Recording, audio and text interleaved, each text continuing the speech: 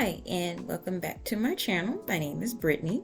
So if you happen to watch my previous video where I talked about how my favorite prequel Star Wars movie is The Phantom Menace, at the end of the video I mentioned that I might make some other videos about other movies that are not so popular but are actually my favorites.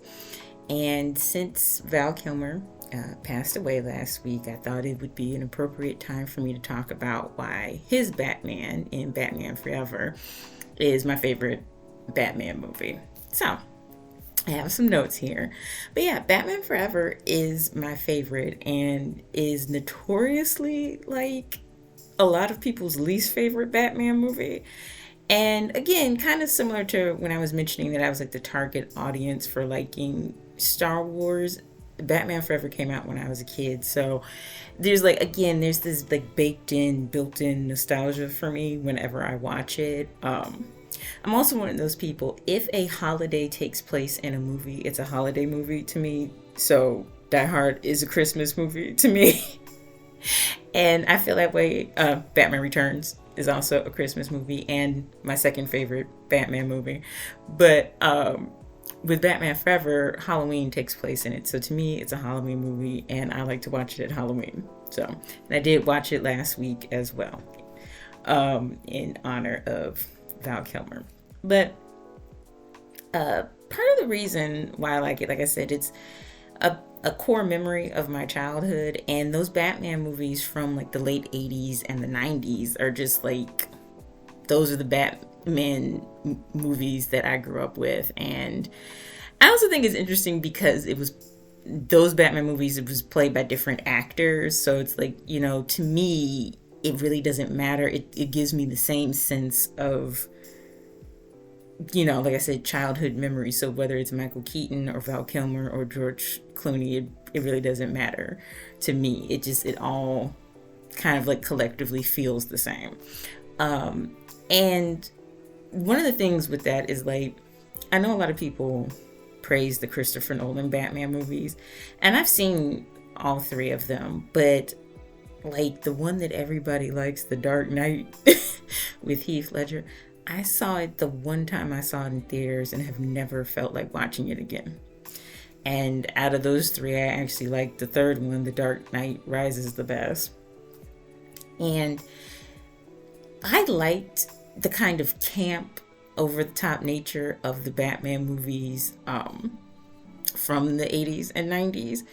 I didn't really like the realism of the Christopher Nolan Batman movies, because these are like fantastical characters. They're based off of comic books, and something about like trying to make it like super realistic just it wasn't for me.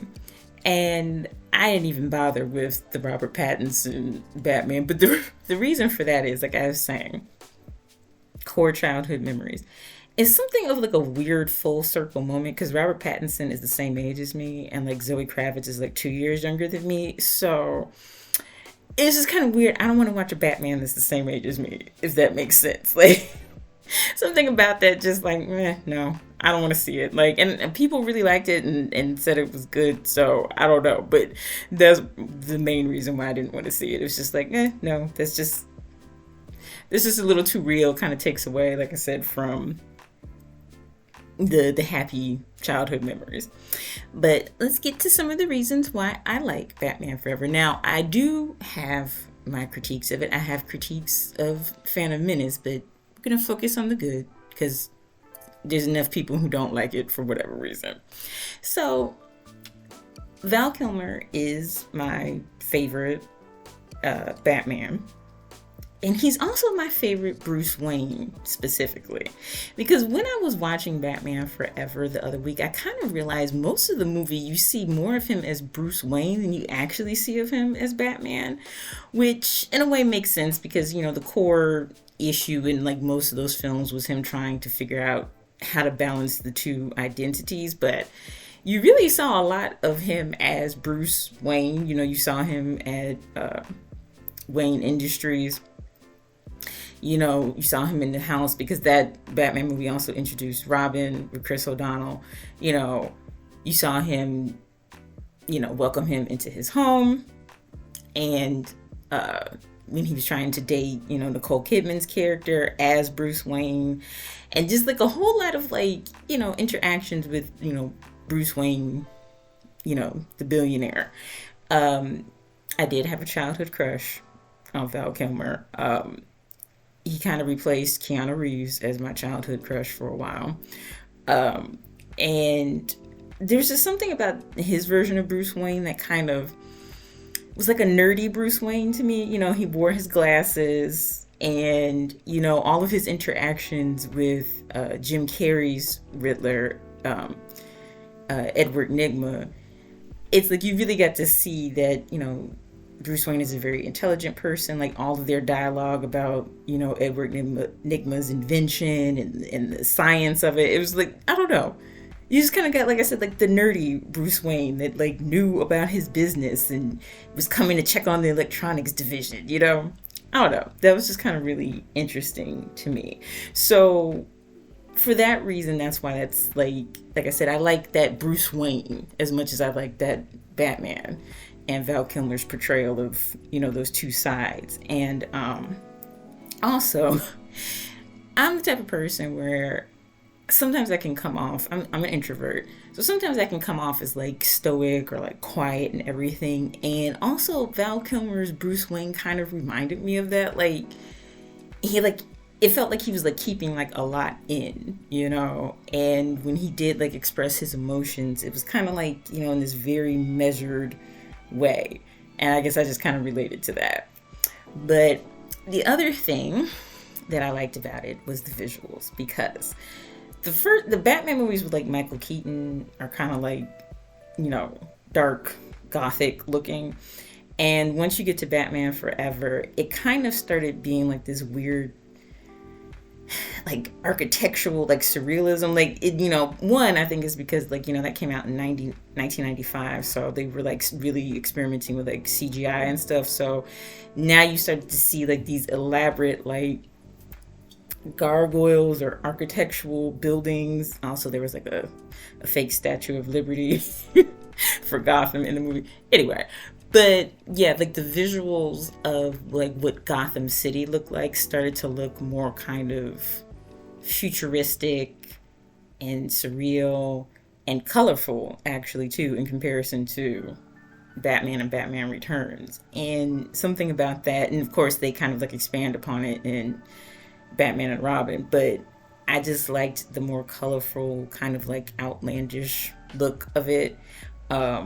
Specifically, like, when you think about like Two-Face, the other villain in the movie, like his like layer with like the split design of the darker side and the normal side.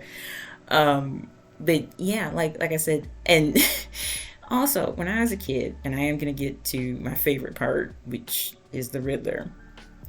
But if we're just talking about like architecture, when I was a kid, I was obsessed with his apartment in that movie. And I also kind of had a thing for like these like studio off the beaten track type of apartments characters had in movies, because I also loved in The Fifth Element, Bruce Willis's Corbin Dallas, his apartment, like this futuristic studio.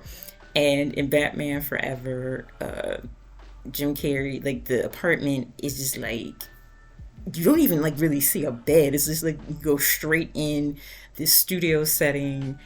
Really all you see is like all his gadgets and electronics, his Riddler memorabilia. I don't know, as a kid that just fascinated me, like the whole scene where they show like the close-up of his apartment.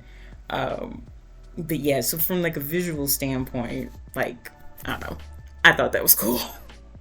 But yeah, so like I said, my actual like my favorite part of Batman Forever is Jim Carrey's portrayal of the Riddler. I was obsessed with it when I was a kid. I can quote it all day long. When I watch the movie, I find myself quoting all of his scenes before they happen.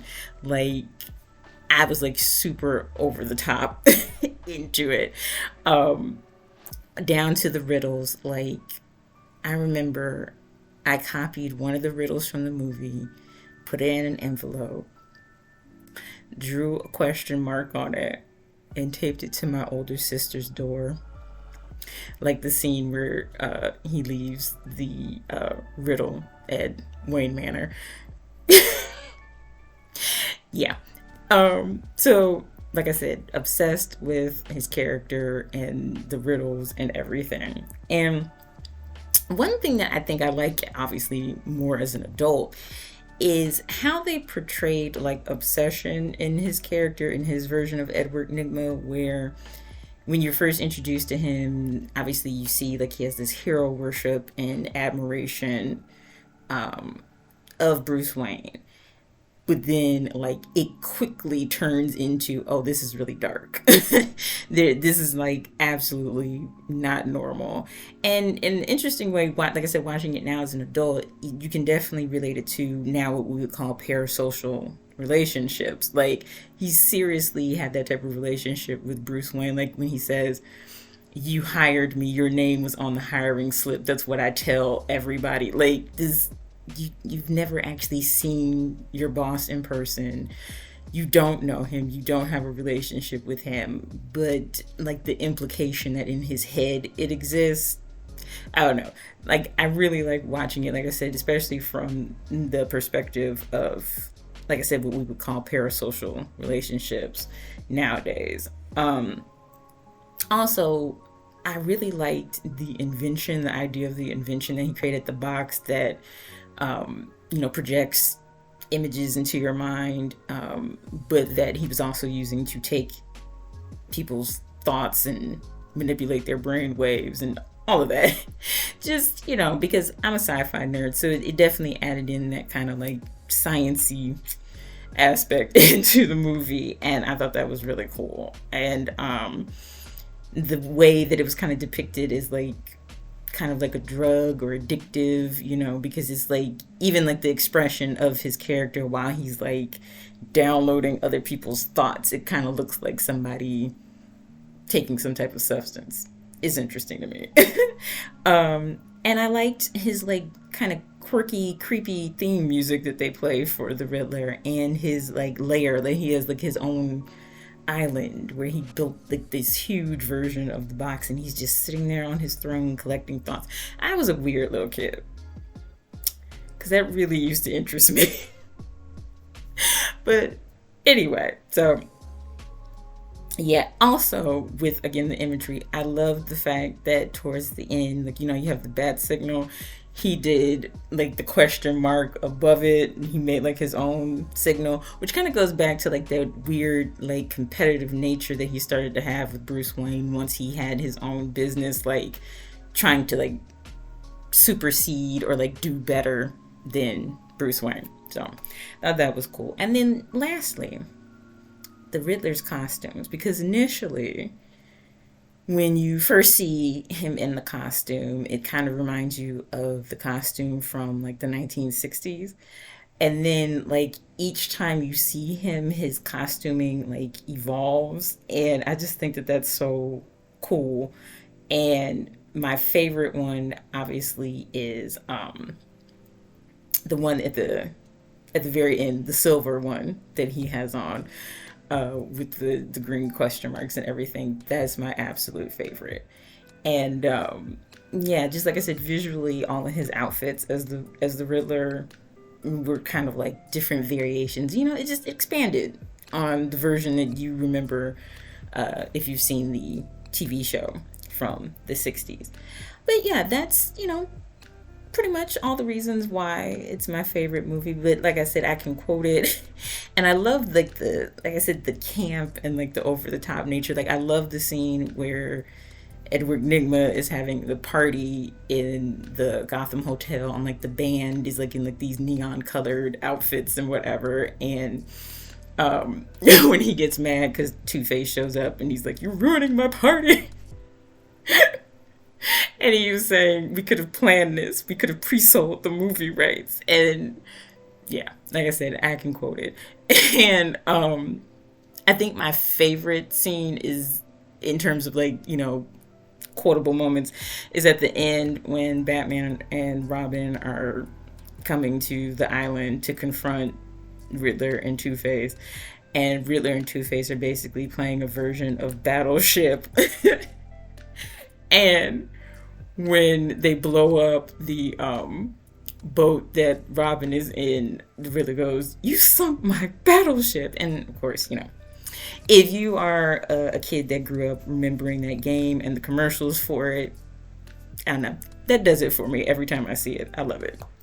But yeah, like I said, it's just, I feel like, to circle back to like things that are important from your childhood, I feel like, everything kind of goes in like a circle in terms of like entertainment. So like the Batman that my parents grew up on in the 60s was very over the top and campy, and then you kind of got the darker Batman of Michael Keaton.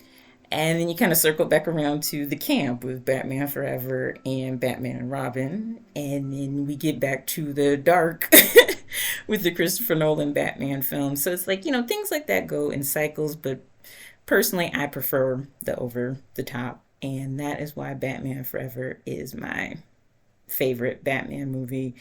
And it's actually just a comfort movie for me now. Whenever I watch it, I feel good. Childhood memories and all the rest. So, yeah, just thought it would be fitting, RIP, Val Kilmer. And, yeah, I don't know. I might do another video like this about other film properties and things that I like that other people don't. But I'm sure there are other people who do like Batman Forever. That, yeah, that's why it's my favorite.